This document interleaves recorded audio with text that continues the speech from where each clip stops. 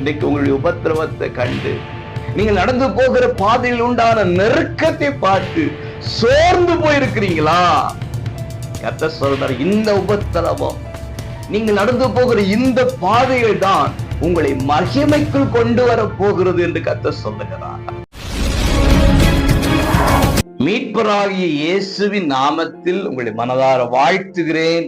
நீங்கள் ஆசீர்வாதமா இருப்பீர்களாக. எபேசியர் 3:13 அவைகள் உங்களுக்கு மகிமையா இருக்கிறதே. எவைகள் என்றால் அதே 13ஆம் வசனத்திலே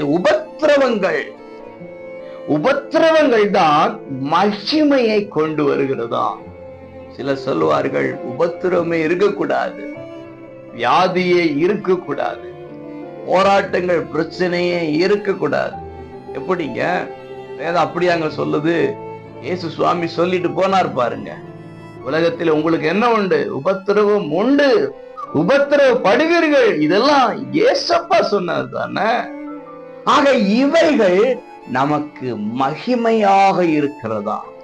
அப்படி சொல்லுகிற பவுலடியா சொல்றாரு, உபத்திரவங்களை கண்டு நீங்கள் சோர்ந்து போகாதீர்கள். ஆகவே உபத்திரவத்திலே, பாடுகளிலே, பிரச்சனையின் நடுவிலே கிறிஸ்துவை இறுக பற்றி கொள்ளுங்கள். என்ன வந்தாலும் விடமாட்டேன் டாடின்னு சொல்லுங்க. இந்த பாடுகளை நீங்கள் கடந்து செல்வீர்கள். இவைகள் உங்களுக்கு மகிமைக்கு நேராக அழைத்து செல்லுகிற பாதையாக அமையும்.